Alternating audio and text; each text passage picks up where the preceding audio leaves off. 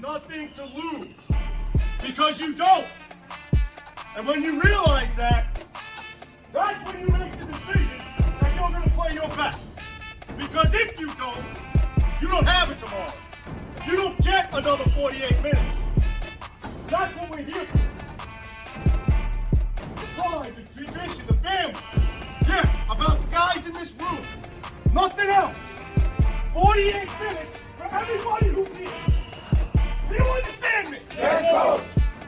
Do you understand me? Yes, Coach. Welcome back to Toe to Titles. I'm your host, Nino Brown, a.k.a. DDP, and this is the 48th episode of P2P with Boomer and DDP, and of course, I got Boomer on the side of me. How we doing tonight? What's up, my guy? You ready to get into it? Always good. I stay ready. You know this. We got a special guest at the bottom of the screen from Crain Co. That's Jake Crain. How we doing tonight? Man, I'm doing good. Making my inaugural appearance, man. I got to come in and bring the heat, man. I didn't come in here to not bring it. I love it. We got to talk slightly down at the Senior Bowl. I seen you at the conference center and then on the field. It was a pleasure just to meet you, and I'm glad to get you on the show. So You too, bro. You ready to get into it and bring the heat? We got a couple topics that I think will bring some heat tonight. Right off the rip, we're gonna start off with Alabama's getting a facelift, right? They hired a new OC and Tommy Rees, and they hired a new DC and Kevin Steele. Boomer, start it off quick. What are your thoughts here with Alabama trying to get a facelift and bring things, switch things around? I'm gonna go with the DC aspect first. It's more like being reunited. It's not a new thing for them because Saban and Steele have obviously worked together before. And the thing is, Saban has to do this all the time anyway. That dude has more offensive and defensive coordinators leave than any other coach in college football history, probably. So it's just another buyer to come fill a spot. I really like Reese, though. I really think that's a good move for them and just a good move for Reese in general if he wants to become a bigger name in general. So, Jake, what are your thoughts? Well, look, there's a few things I don't question. Like I don't walk into a Guy Fieri restaurant and start questioning the ingredients. I don't go up to Giselle and start questioning how she does her makeup. I'm not going up to Nick Saban and questioning him when it comes to hiring coordinators. Whether it's guys from the NFL or guys from college. One of the things that is just one of the many eras or one of the many quivers, in his arsenal is his ability to hire guys in the structure of the program. Now, when you look identity-wise, I think people sometimes, and Nick Saban in Alabama is kind of unique in this aspect. When you're the offensive coordinator at Alabama, especially right now, whether you're Bill O'Brien, whether you're Tommy Rees, whether you're Lane Kiffin, yeah, you have what you want to do in your style of offense, but it has to fit the parameters of what Nick Saban wants to do. Now, one of Nick Saban's biggest strengths is his ability to be malleable, even when he's at the top, adjusting to the hurry up, no huddle, which he hates. He's told everybody he hates. Then he goes and hires Lane Kiffin. Just like with NIL, tells everybody he hates it. Meanwhile, he's stacking the bag up, going to get all these players. So when you look at Alabama from an offensive standpoint, they even make the OC change the terminology to match the defense. So when they input film and when they're explaining it, it takes out a big learning curve for the players on both sides of the ball. So I'm not going to question Saban. Defensively, I find it ironic that Kevin Steele, who was Saban's first DC at Alabama in 2007, is probably going to be his last. What a better guy to fit that. Kevin's not trying to chase a head coaching job anymore. Right. He's not going to snake you in the back. He knows what to expect, and he understands the league. So I'm not going to question Nick Saban. Yeah, I love that call. It's probably his last. I really like that. My partner on my other show, CFBNation, KT, he says one of the worst things that happened this year for college football is Alabama didn't make the playoff. One of the best things that happened this year with college football was that Alabama didn't make the playoffs because Nick Saban's fired up, and between the recruitment. Well, no, look, I said this, Nino. Look, I said this 2 years ago after Georgia won the Natty for the first time. I was like, everybody's all like, "Oh, Alabama didn't win it." What y'all don't realize is that probably just bought Saban 2 or 3 more years. Like, for the people that really want him out, I think he would have left if they'd have won it 2 years ago. But now Using a Star Wars reference, Kirby's got the high ground. I don't know if he wants to go out like this. So you're just pissing the goat off. It's even funnier, the pregame when he says something and you see Saban's face, when you see Pollock say something, and he's like, yeah, his face, his whole demeanor changes. Like, the hell it did, bro. This is the master manipulator. This guy convinced Bryce Young he was an underdog. Like, he's like the number 1 ranked player ever. He's like, but nobody believes in you, though. But you're a 9-star quarterback out of like a really affluent part of California, but nobody believes in you, though. I mean, he straight up told Jalen Hurts, you need to go to Oklahoma, bro. Yeah. Look, and that's the thing. Nick's genuine. Why do you think he keeps getting all these players? Like, I don't think people realize Nick's a hard ass, and he is. And he's a disciplinarian, and it's almost militaristic. But he's also hilarious. Like, if you actually know the guy, like, there's a reason he gets these recruits when he goes in there. Like, he's actually pretty funny. Yeah. He's like the king of these nuts comments, isn't he? Oh, for sure. Look, while he's doing the Cupid shuffle. Exactly. I love it. Hey, he's reunited with Steele, right? And Steele's turned out some linebackers, Ronaldo McLean, Dante Hightower. So it's going to be interesting to see what Steele does with the linebacking core, because I know that's kind of like his Nino. thing. But like, let's be honest. Let's not act like Alabama didn't have really great players too.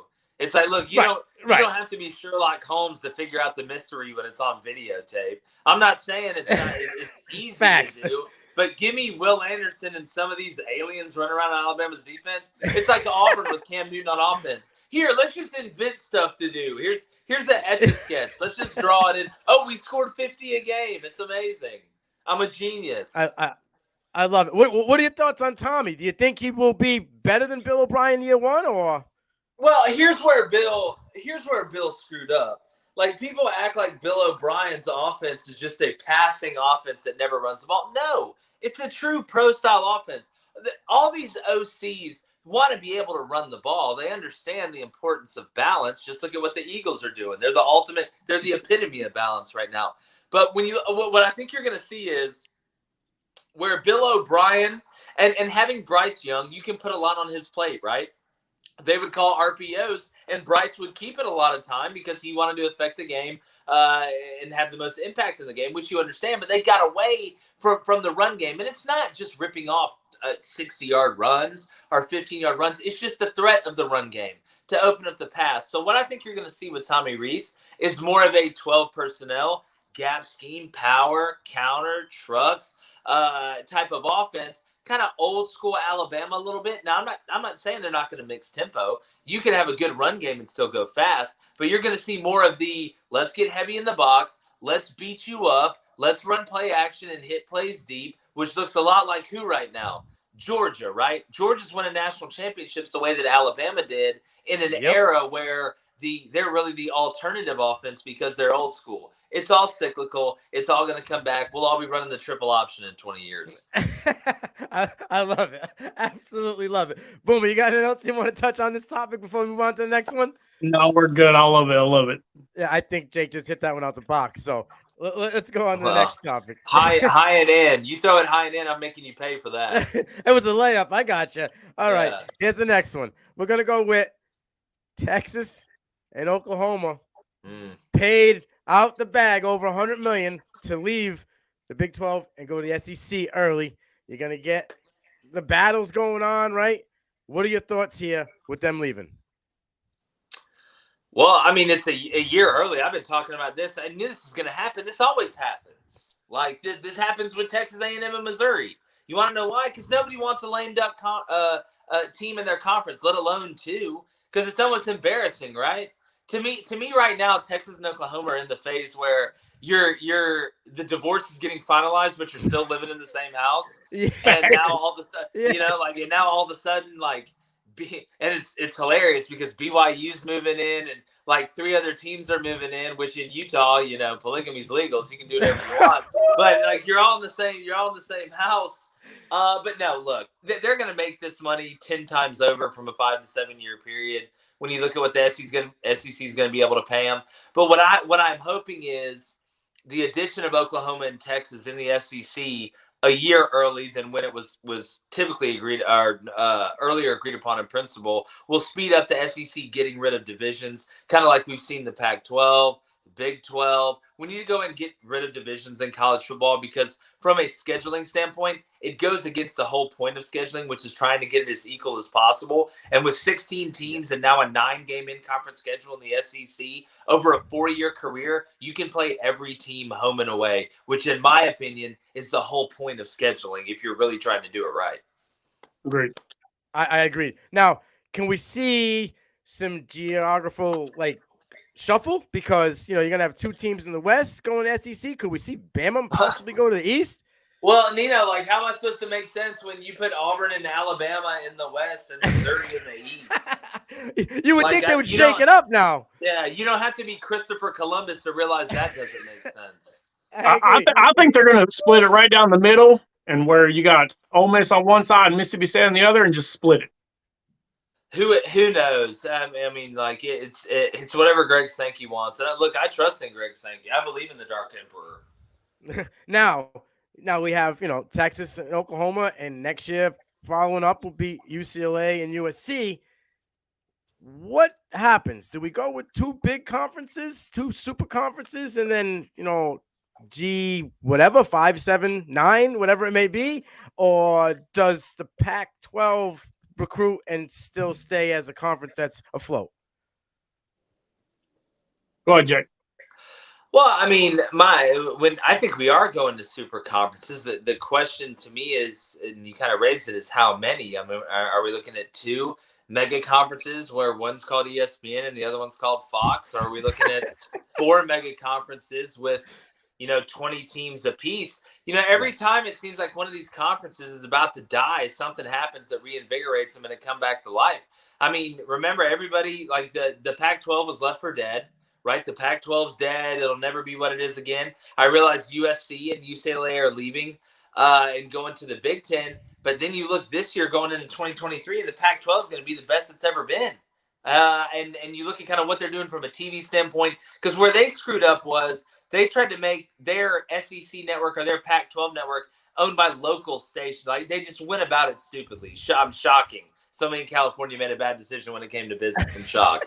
But when you look at where it's going, I do think you're going to have 4. I think it's going to end up being the Big 10, the SEC, the Pac-12, and the Big 12. My question is the ACC, because to me, when you look at in basketball, right? Well, Notre Dame's in the ACC. If the ACC could get Notre Dame, all right, I can see you surviving. That's a big life raft to have.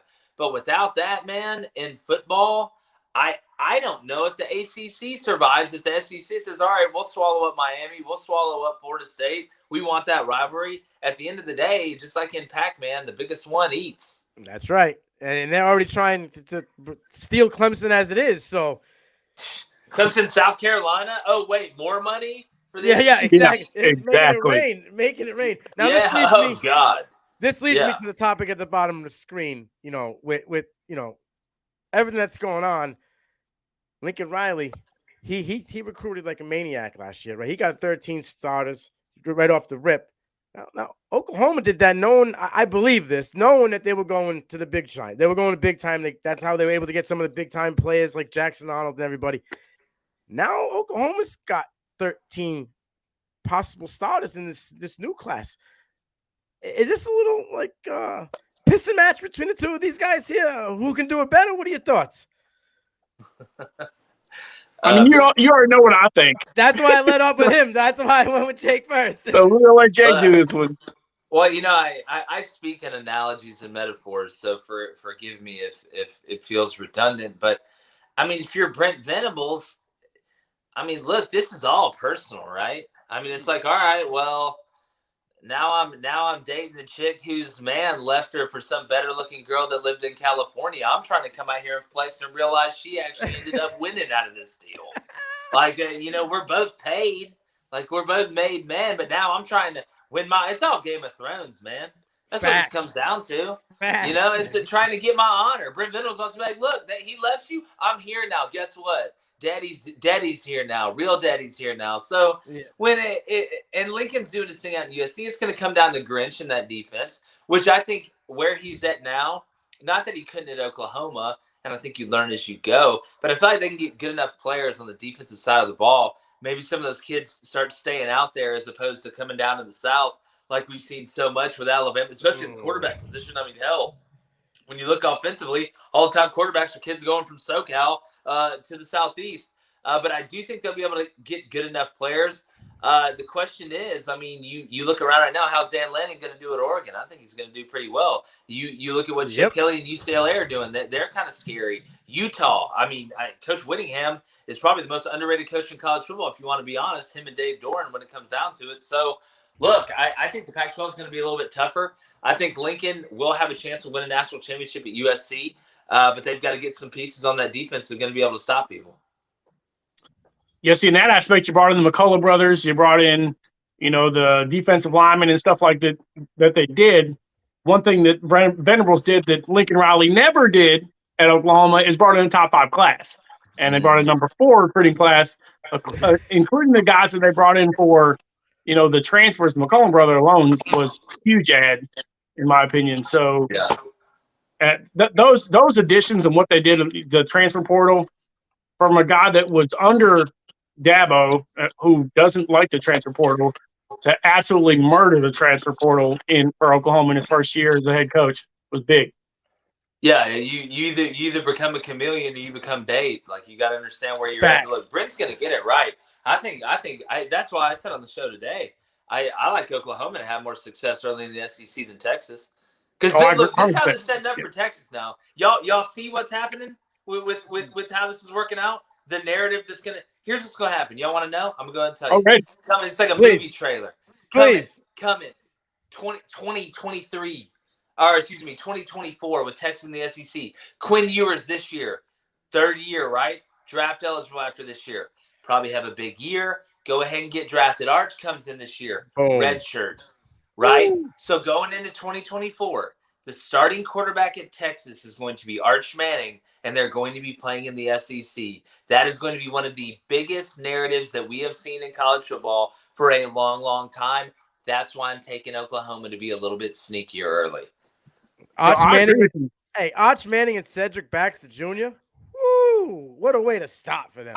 Yeah, now look, it's gonna get you. It's gonna get your name in the paper. That's for sure. 100%. 100%. Hey, let Jackson Arnold fly a little bit more under the radar because that dude's a dog. So. No, listen, Brent Venables will take all the underdog, chip on the shoulder stuff. They don't love us. We're not as pretty as they are. He'll take all of it.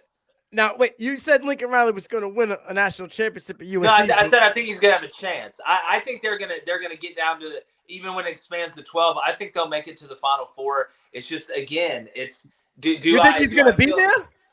I think they're going to be there. Him. You think he's going to stay there? He's not going to jump to the NFL in a year or two? Lincoln? I don't know. I think he looked at Cliff and was like, "No, I'm straight." I agree with you there. I hear a lot of people in the community that think he's going to the NFL. Well, look, he's going to use that leverage the whole time. Why not? Why not? But here's the thing, USC, what else can you give him? The man's already, a spaceship? He's got 2 homes. Yeah, exactly. Yeah. They paid for the home he was building, and then they bought him a new one. So they might have to buy him an island just to keep it. No, he's got just robots walking around his house doing things for him. Like, who knows? I love it. All right, let's get into a couple of guys that me and Boomer think could climb draft boards this year in the draft. We'll see what your thoughts are and if you like them or not. Boomer, you want to start it off? Can we go? Let's go top to bottom. I know we all saw Hendon Hooker there. Everybody tried to grab him for the Senior Bowl. We loved him. We loved him as our Heisman favorite. Early, mid, and then he gets injured, and I still think he should have won the Heisman. So I love him much more than AR. I don't think AR should be drafted, but what do you think, Jake? Man, I think Will Levis should be drafted. If Anthony Richardson should be drafted, Will Levis should be drafted. My thing about Hendon Hooker is You know, when you look at guys that kind of make jumps like that, right? Going into that last year, you look at completion percentage, and some guys say, "Oh, well, it was the system. It was Josh Heupel's system."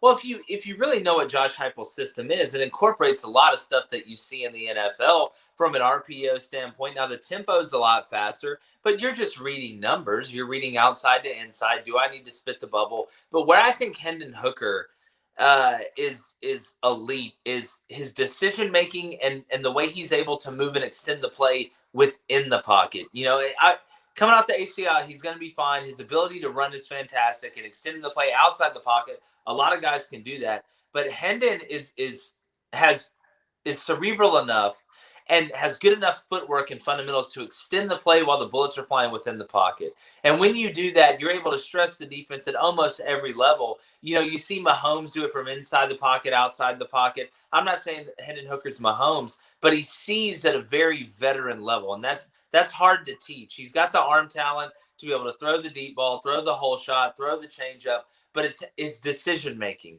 I think he's I say that again. I know he's not a Mahomes guy, but he could be a Jalen Hurts. No, yeah, but I really think he's a very high level thinker. I think he's going to look a lot more like Geno Smith did this past year. High completion percentage, making the right decision, understanding the matchup, running when I need to run, not just because I can run. That's a big difference to me. When you talk about Anthony Richardson, somebody's got to draft him. He's the best project in the draft when you look because of his ability. Now, he's kind of like the kid from Mighty Ducks that skates really fast but can't stop. You got to teach him how to stop because he just goes and goes and goes and goes, and he can throw it 800,000 miles, but he needs to continue to have touch. I've seen him have touch, so I know you have the ability to do it. But say that again? It's small, very small sample size of it. It's a very small sample size, but if you show me you can do something a couple times, I think you can recreate that if I have the right guy teaching you, or if you're at a place where you're just 100% working on that. The one I can't understand is Will Levis. I don't understand it. I don't understand the hype. Every time I wipe my eyes, I see Mitch Trubisky. I've seen this movie before. Jake, come on. No, Nino. Come on, that's my guy. He's my dude, so I'm going to let you rip him. He has one pitch. He's Ricky Vaughn. He's from anything got one pitch. And guess what happens when you have one pitch in the major leagues? I don't care if you throw it 103.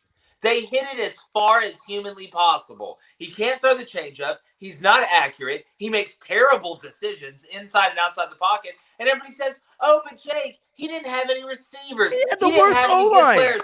I watched Wan'Dale Robinson make this guy more right than anybody ever. But Jordan Addison did that to Kenny Pickett, right? Jordan Addison did that to Kenny Pickett. Say that again? I said Jordan Addison did that to Kenny Pickett, and Kenny Pickett was a first-round pick. And look what Kenny Pickett's done, but Kenny Pickett is able to throw the changeup. Will Levis got one pitch. He's throwing bubble screens 1,000. That's why everybody's looking at these videos on Twitter. They're like, man, look at his arm. Look how fast he can throw the bubble screen. Well, guess what, dumbass? You're not trying to throw the bubble screen 250 miles per hour. Like here's what's going to happen with Will Levis. The Colts are going to reach. The Colts are going to reach and get him. It's going to be the most Indianapolis Colts thing ever. They're going to reach and get him. He's going to play in game. He's going to play early, and he's going to do nothing but just turn it over. And they're going to say, Jake him with the fire. He's like, oh, foot in the fire. He's going to learn, and he's just going to be a turnover machine. And next thing you do, you look up, and he's always hurt. I'm just telling you right now, I just absolutely don't believe. They had the worst O-line, one of the worst O-lines in football, 43 sacks. Not his junior, 2 years ago. And he was good 2 years ago.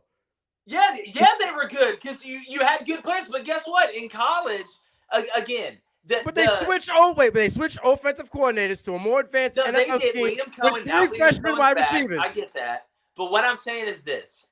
In the NFL, in high school baseball, I can throw it 98 and strike a lot of people out. In college baseball, I can throw it 98 and strike a decent amount of people out. I go up to Major League Baseball, and I got one pitch. They're going to kill me. In the NFL, here's what they're going to do. They're going to say, okay, yeah, you can throw it really far. You got a great arm. We're not going to run cover. We're going to play back. We're going to keep everything in front, and we're going to make you throw the dig. And we're going to make you throw the corner. And we're gonna make you throw the basic. and he's going to overthrow it right to safeties. He better pray to God he doesn't go to the threw a NFC corner to North. Wandell last year. Because Wandale Robinson made Will Levis so much money, it's ridiculous. He ought to give him half of it. And I said the same thing about Addison to Kenny Pickett. I think Will Levis is better than Kenny Pickett. I disagree with that. Pickett was had 5 years to mature. So, cool. Look, again, Kenny Pickett can make all the throws. I don't think Will can make all the throws. It's your guy, bro. I get it. I mean, that's your guy. I get it. Nino, I respect it. Look, die on the hill, bro. I'm just saying. It's like the star. It's like the North in Game of Thrones. We remember.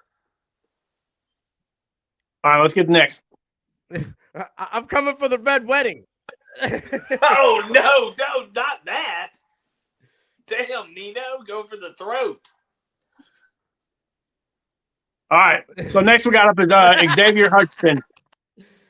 What we got next? Xavier Hutchinson. What do you think, Jake? Say that again. I really couldn't hear you. Xavier Hutchinson from Iowa State. Oh yeah, the wide receiver. I liked him.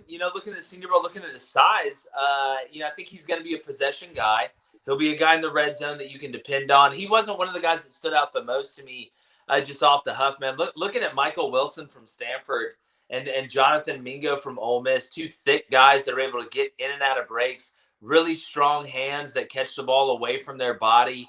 I think Hutchinson will be good. Here's the thing. He's got a bad habit of falling down after the catch, though. He catches everything going down instead of standing up. Saw it a couple times in 7-on where he's so worried about just securing the catch, which, look, that's great. I want you to catch the ball, but yards after catch is a huge deal. I mean, that's helping out everybody involved. But I remember watching him at Iowa State. Look, when they needed it, they went to him. I remember watching him against Baylor. He's a guy that in the crunch time will make the big play. So I like the way he's put together. You're never a finished product. I think he'll be a good receiver. I don't think he's going to be a guy that you see end up in the Pro Bowl or anything like that. Two guys that we really liked, and we saw the senior. One of the guys saw Senior Bowl, Riley Moss and Lucas Van Ness. I think we all love Moss. So, what do you think? What's your thoughts on those two? Well, I also say Tank Dell at wide receiver is another guy I really like. He's a dude. I think he's going to be a lot like Richie James was for the Giants this year. Slot guy that you can do some things with, return game as well. When it comes down to Riley Moss, look, he's Haru the Great White Ninja. Let's be honest. I mean, how many white corners are running around the NFL? He's legitimate. He's 100% legitimate. It's very instinctual. The thing I like is when it comes down to playing the ball, and there's a lot of things you can teach guys, technique, how to jam, using the pop step, getting in the right position in the hip, understanding when to retreat, things like that. But playing the ball in the air is something that, you're born with. It's very hard to teach somebody that. And his ability, his body control, his ability to understand where the receiver is and where the ball is something that is very, very natural. We can talk about being able to get out of breaks. He's able to get out of breaks. He's somewhat of a long strider when he gets in the vertical game, which allows him to keep up with bigger bodied guys that are long striders. But his ability, there was a couple times, one time where the catch was made, but as the receiver was going down, he got the bottom of the ball, was able to flip it out. The receiver would have been in bounds. And in the NFL, I mean, we know how tight some of these plays are. We know how tight some of these windows are. So a lot of times the difference is the nuance that you have in the play. I think Riley has a lot of nuance. So I'm excited to watch him. I'm the same way. So how do you feel about Lucas Van Ness? I like Lucas. Does he move up the draft board? Is that what our big question is here? I think he helped his stock. I mean, when I look at guys that I think really improved their stock the most, he's really not at the top of the list, but I don't think he did anything to hurt himself. I would put a guy like Derek Hall, close to the top of the list, coming off the edge from Auburn. Thought he had a really, really good week. Ty Spears from Tulane, what he was able to do, had a really good week. We were able to interview him. That was great content. Talk about a guy that keeps it real. So those were a couple guys that I thought had a pretty good week. Yeah, we've interviewed Tajay twice. Nino did one mid-season actually, and then another down at the thing. So he messes with us. We mess with them. because we're pretty close with the Tulane guys at this point. Yeah. But we got two other guys that we've been talking about before we closed out. Jamie Robinson, we got to interview. I think that dude is an absolute monster in the making. Yeah, he's one of the guys that I love the physicality that he plays with. That was kind of my overarching theme, at the Senior Bowl. I thought it was a lot more physical than some of the other Senior Bowls that I've seen in the past. And you saw some guys, even out there in shells, not even full pads, and Jamie was one of them that kind of played with a little bit of an edge. So when it comes to moving up. You look at him, the Dorian kid at linebacker from Tulane. Speaking about Tulane kids, man, he reminds me of Nick Bolton a lot. Lot from Missouri. He's with the Chiefs right now, not just because they both have dreads, but they're wide shouldered. They're really good from C gap to C gap. Yeah, but they're able to run. Yeah, that's the thing. You're able to run. Yeah, he can hit too. What are your thoughts on? He's a banger. No, yeah. Look, he's not coming in there trying to. Is this in the Nicholas Sparks book? What are your thoughts on Ivan Pace Jr.? I didn't really get to see him that much. He had 10 tackles on Saturday. Yeah, well, see, that's the funny part. I didn't watch the game. Yeah, to me, it's already Senior Bowl week's already over. I didn't even watch the game. I forgot what college basketball game I was watching. It was on there. There was a couple of big ones, but y'all know how it is. The practices are the most important part. At that point, ball out of the game, it doesn't. It helps. It doesn't hurt. Right. But I will say this though, and y'all know this. There's some guys that are really good in practice that are terrible in the game. There's some guys that are really good in the game that just aren't practice guys. So it does give you a little bit for when those lights come on. So that is going to help, and it shows. Look, when it comes down to it, and it's true, the score matters, and they're keeping count, then I can make the plays. That's a real thing. Yeah, go ahead.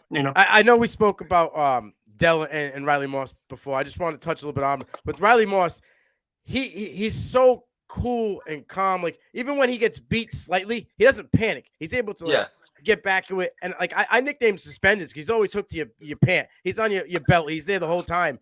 It's Boomer said it was like, a cheap comp, but he's like a Jason Seahorn type of player. What do you think? Yeah, well, look, there's not a lot of other guys to compare him to. I mean, let's be honest. The library of white corners in the NFL isn't exactly a Harry Potter book.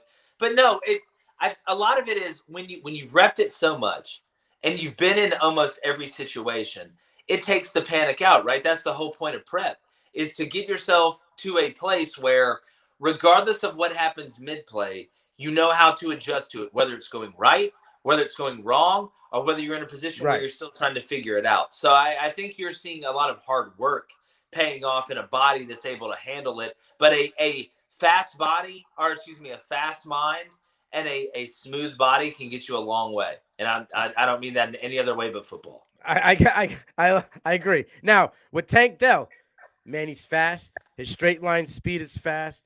His separation, he can stop on a dime. I understand the size, and the weight's going to be a concern. But I've asked a couple of guys that we've had on the show, on a line, who would you rather have, Tank Dell or Kadarius Toney, for a guy to get the quickest release? Man, I still got to go Kadarius because I'm watching him do it in the NFL. Not that Tank can't, but it's a little bit different going from the American and even the Senior Bowl out there doing it like when it really counts and it really matters. Kadarius is thicker than he is, obviously. The thing about Tank is, and some guys are just like this, and it's the opposite of Tua. They know how to get tackled. They know how to not get squared up. Like they understand, listen, if I get squared up, it's going to be like Mr. Potato Head out here. They're going to be picking up my arms, my nose, and my eyes, and all stuff like that. And you try and get bigger, but, again, guys are getting so much better nowadays. It's amazing when you watch in the NFL and high-level college football of how to protect their bodies when they're smaller. I mean, and I know Kyler got hurt this year, but it was a non-contact injury. Some guys know how to not get squared up, like a lot of little guys. That's how they survive. You know what I'm saying? You evolve and survive and adapt. So, or adapt and survive. So I think Tank is going to be a nice player, but I got to go with Kadarius. All right. I have one last guy. Go to the Senior Bowl. He backed out midway through, and that's Charlie Sizzle Jones out of Purdue. What are your thoughts on Charlie Jones? I think that he is going to just skyrocket once the combine hits. Yeah, man. Look, if Charlie Jones would have gone up against Riley Moss, it would have created a time warp. That's that would have been a great matchup. Look, I watched Charlie's a little witch. Let's be honest. I watched him all year. He was the only. There was times where he was the only offense. I mean, there was a couple games where they were just like, look, Purdue was like, here's what we're gonna do, Aiden. You're just gonna find Haru, the Great White Ninja, out here running around. He did it against Michigan. You remember against Iowa? Hell, most of the time he was their only offense. So he's got. I like the Cole Beasley comp. That's who he reminds me of. Not Julian Edelman, because Julian's on a different planet, man. Like, I don't think people realize. Like, Julian Edelman was doing wild stuff. Like, more of a Cole Beasley. Yeah. Look, I trust you. Security blanket, nice and warm. 3rd and 4. Oh, let's get 3rd and 4.12. Great job, Charlie. He's got some like sneaky footwork. You know, he's not a burner off the line, but he can get a little speed on him. He's quicker than a hiccup, man. Yes, 106 catches. You know, coming from a high of 35 at Iowa. I think him and O'Connell, you know, he saw some potential in him, and he balled out this year. I think he can be a sneaky guy to rise up boards after the combine. Agreed. All right. I know you're a busy man, Jake. We really appreciate you coming on. But before we close this out, why don't you tell the people at home where they can find your work and what you got coming up? Yeah, man. No, you can find us. Just go to YouTube. It's Crain & Company, CRAIN and Company. We go live every weekday morning, 7:30 to 9 Eastern. We talk about everything, college football, college basketball, NFL. We have a live chat that's able to ask questions. We take live call-ins as well. We're live streaming the Super Bowl. Super excited about that on Sunday, so come kick it with us. We're going to be live betting. We made a lot of money on the national championship game. That's what happens when you just start betting on Georgia a lot after you realize after the first 6 plays that it's going to be the ass feeding of a lifetime. But no, yeah, come check us out, man. It's a good time. It was fun coming on, Let's do it again. I appreciate you, man, for sure. Oh, yeah, Boom, appreciate it. Anything else you want to ask him before we close it out? Real quick, we were having this little joke the other day. Is it Patagonia or Pagonia? Since you're rocking it right now. Oh, man. Well, to be honest, you caught me. Me and my fiance just went out to eat, so I dress up like once every once in a while outside of the show because they just, dress me like I'm a child. But it's much needed. I just call it Patagonia. Yeah, same. Are we call it the frat look? Yeah, no, it's Patagonia. I'm going with that. I'm going with Patagonia for sure. I got 2 twin 4-year-olds. I know your brother is a twin on the show. What was it like growing up with you guys being sports fans? Like, you guys just butt heads all the time? I mean, a lot like it is now. I was wrong. He's wrong a lot, and I'm right most of the time. No, look, it was good. He's a little bit taller than me, but I'm like a lot smarter and better looking than him. So it works out. But yeah, look, I'm a Braves fan. He's a Yankees fan. That type of relationship, right? Yeah. He's just always had to be the devil's advocate. Nice. A couple of fist fights here and there. I can see it happen. Yeah, no, he knows what's up. Like, he's 6'4", I'm 6'2", but I know his weaknesses. You got the inside scoop. Yeah, no, look, I'm Martha Stewart this whole thing. I know all the secrets. I love it. Jake, once again, I really appreciate you coming on and doing the show with us. Boomer, take us away. Hey, until next week, let's go.